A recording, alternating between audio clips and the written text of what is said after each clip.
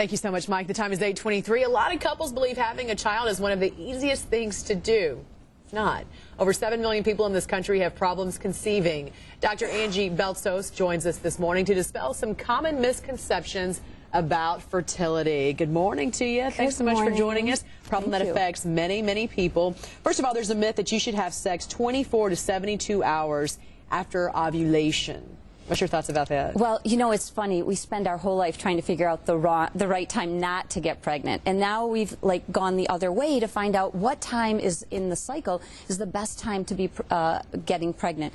And what they noticed is that if you wait too long, the egg has actually aged. Because a woman will ovulate one egg each month, and it only lives for 1 day. Does everybody ovulate?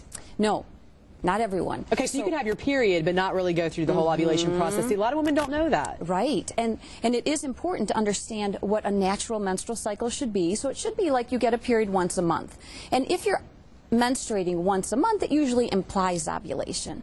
But when to try is a good point. And it is important to understand that it should be right before or around the time of ovulation, not after, because you might miss it. Right, and some people say you should wait a year before going to the doctor, but no, a doctor will look at you immediately, correct? Well, if you've been trying for 6 months and you haven't been successful, it is a good idea to go to your OB/GYN or fertility expert and be examined. Make sure there's nothing else wrong that needs to be looked at, corrected.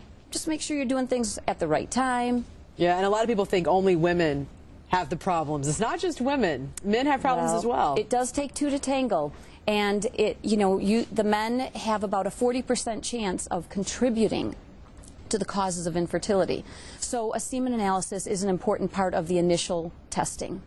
Yeah, and you have a friend who has 2 children. She's trying to have a third, but she's having problems right now, and she's wondering, is it age? But why should I be having problems now when I've had 2 kids previously? Right. That's a misconception, too. It is, because some women, they've gotten pregnant right away on the first try, the first couple months, and they may have delayed pregnancy. So now, either with a new partner or aging or other things that may have been affecting their health. So it is really important to think that even though you've been fertile before, it doesn't mean you're always going to be fertile.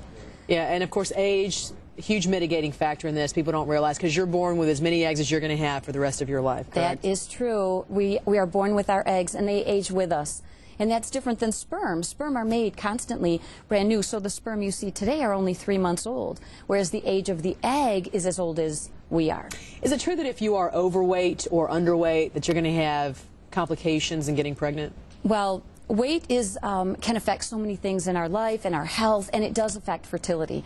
So being at a good weight, and weight in medicine is often measured as BMI, body mass index, and with that, it does affect the ability to get pregnant if you're too much over your weight or too much under your ideal body weight. How much does stress play into this? And stress, that's a huge question. People have looked at it, and it's hard to measure, what affects one person's stress level versus another. But if it's an extreme stress, that can affect ovulation and fertility. Is that because, is that the metabolism in your body? I mean, why would stress affect that? It does affect hormone productions, and it can affect the way that people internalize the circumstances that they're facing at that point. And stress with fertility does go up. So as much as that can be mitigated or reduced, it just really helps, even just going through everything. Okay, doctor, thank you so much for coming in. And for more information on this, you can always go to our website, myfoxchicago.com. We've got some really good information on there for all the moms and dads, too. Earlier I was talking to one of the doctors about the IVF, the in vitro fertilization. Right. I mentioned you can go to our website. Also, that clinic is giving away 2 free IVF cycles, which is very expensive. It's like $10,000 a piece. So you can go to our website to find out some more details about it. We know there's a lot of women out there who are having problems conceiving, so they can go to our website with some more information. Give away 2 of them? 2 free IVF cycles. That's very nice. To whoever receives that, that is a very, very nice thing. Yeah, it is.